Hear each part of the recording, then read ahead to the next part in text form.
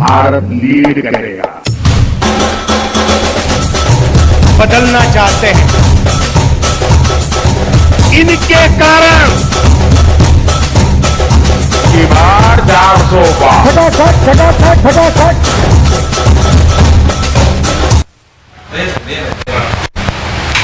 चुनाव था तो नेताजी गली गली घूम रहे थे।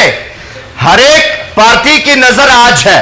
सियासी वर्चस्व को बनाए रखने के लिए बयानवीरों के लिए अब तक कोई न लक्ष्मण रेखा थी, विपक्ष की हुंकार थी, वादों पर विवाद था और चुनौतियों का अंबार था। लेकिन आज 4 जून है और आज तस्वीर धुंधली नहीं, साफ साफ होने जा रही है।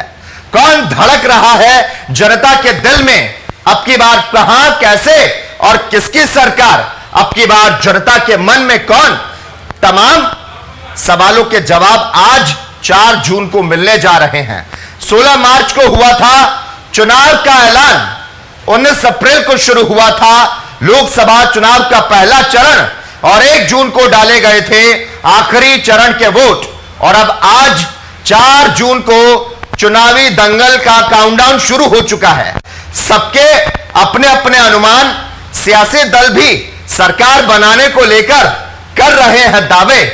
पहले रुझान से लेकर आखिर नतीजों तक टीवी 45 आज बताएगा आपको कि प्रधानमंत्री की कुर्सी किस नेता की किस्मत में। फिलहाल नेताओं की आंखों से नींद गायब है। नेताओं के लिए एक एक पल बड़ी ही मुश्किल से गुजर रहा है और सवाल यह है कि आखिर आज क्या होगा। क्या इस बार भी आएगा तो मोदी ही। लोकसभा चुनाव को लेकर सुबह 8 बजे से लेकर वोटों की गिनती शुरू हो जाएगी। घड़ी की सुई में जैसे ही 8 बजेंगे वोटों की गिनती लोकसभा चुनाव के लिए शुरू हो जाएंगी। और ऐसा नहीं कि 8 बजे तक कुछ हो नहीं रहा। रथ जगह की रात थी, सारे लोग जाग रहे थे और दूरबीन को लेकर देख रहे थे कि कहीं ईवीएम में कोई छेड़छाड़ तो नहीं हो रही। अब इंडिया का मैप इस बार किस रंग में रंगा नजर आता है, इस पर लगातार रहेगी हमारी नजरें, क्योंकि आज है फैसले का दिन।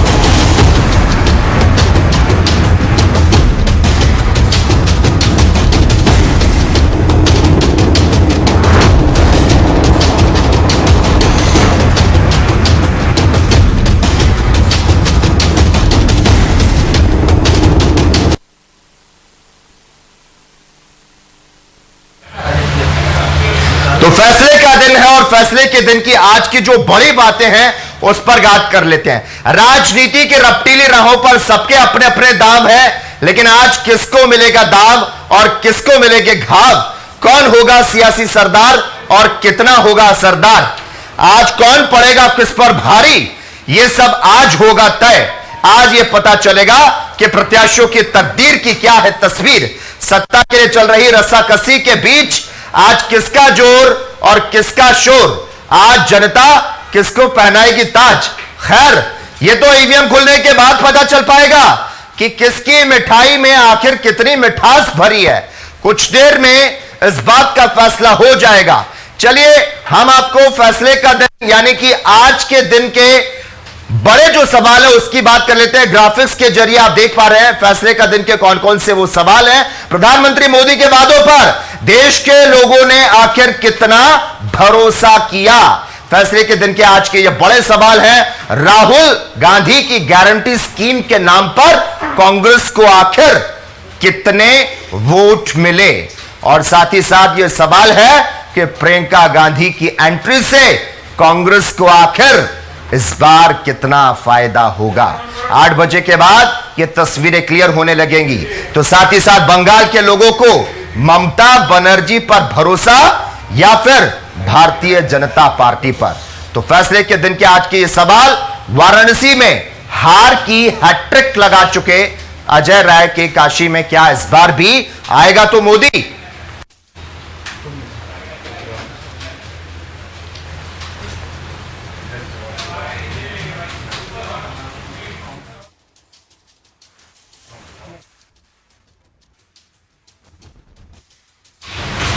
तो फैसले के दिन के सवाल किए। सत्ता का संग्राम में आज हर जुबान पर एक ही चर्चा, कौन सांसद और किसकी सरकार। लोकसभा चुनाव के मतदान के बाद से चाहे प्रत्याशी हो, वोटर हो, सभी को नतीजों का बेसब्री से इंतजार था। अपने अपने आकलन और अटकलों के आधार पर प्रत्याशियों को जिताने और आनंद की जो चर्चाएं हैं वो जोरों पर है।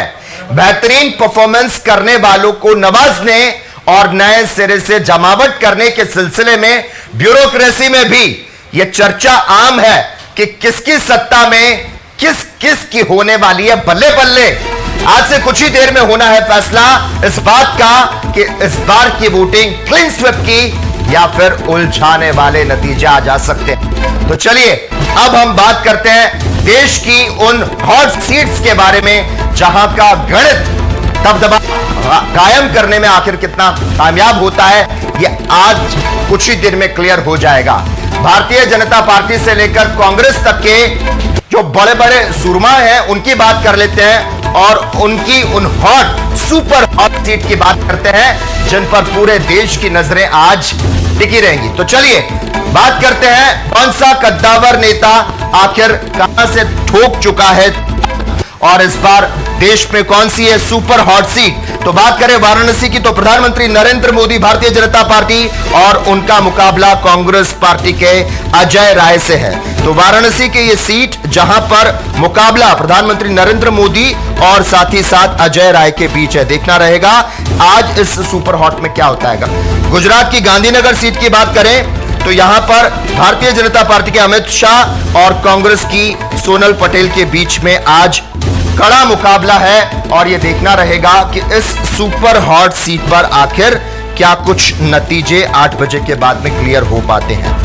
अगली सीट की अगर बात कर लें तो अनंतनाग राजौरी, नेशनल कॉन्फ्रेंस से मियां अल्ताफ अहमद और पीडीपी से महबूबा मुफ्ती, इनके बीच में आज कड़ा मुकाबला जो है वो देखने को मिलेगा। जम्मू कश्मीर के अनंतनाग राजौरी लोकसभा सीट पर नेशनल कॉन्फ्रेंस के मियां अल्ताफ अहमद और पीडीपी की महबूबा मुफ्ती के बीच में टक्कर है। अगली लोकसभा क्षेत्र की बात की जाए तो चंडीगढ़ लोकसभा, जहां पर भारतीय जनता पार्टी के संजय टंडन का मुकाबला जो है वो कांग्रेस के मनीष तिवारी से है। चंडीगढ़ लोकसभा सीट की अगर बात करें तो यहां पर जो मुकाबला है कांग्रेस और भारतीय जनता पार्टी के बीच है। कांग्रेस की ओर से मनीष तिवारी तो भारतीय जनता पार्टी की ओर से संजय टंडन चुनावी मैदान में है। तो चंडीगढ़ के बाद अब बात करते हैं असम की जोरहाट लोकसभा सीट की।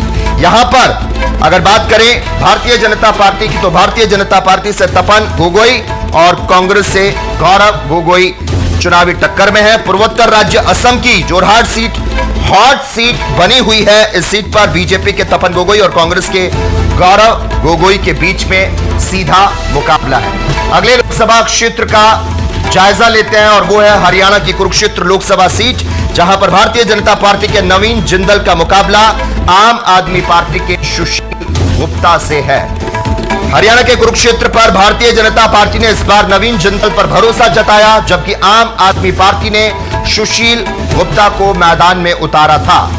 अब अगली लोकसभा क्षेत्र की बात कर लेते हैं बिहार की पाटलिपुत्र लोकसभा सीट। यहां पर आरजेडी से मीसा भारती वर्सेस भारतीय जनता पार्टी के रामपाल यादव के बीच में मुकाबला है। पाटलिपुत्र बिहार की राजधानी पटना की 2 लोकसभा सीटों में से एक पाटलिपुत्र की लड़ाई अहम इसीलिए क्योंकि यहां से आरजेडी सुप्रीमो लालू यादव की बड़ी बेटी मीसा भारती एक बार फिर से चुनावी मैदान में है। और अगली लोकसभा क्षेत्र की बात करें पौड़ी गढ़वाल, तो पौड़ी गढ़वाल की अगर बात करें तो यहां पर भारतीय जनता पार्टी के अनिल बलूनी का मुकाबला कांग्रेस के गणेश गोदियाल से उत्तराखंड की पौड़ी गढ़वाल सीट इस बार हॉट सीट बनी है। इस सीट पर भारतीय जनता पार्टी ने अनिल बनोली तो कांग्रेस ने गणेश गोदियाल पर इस बार भरोसा जताया है।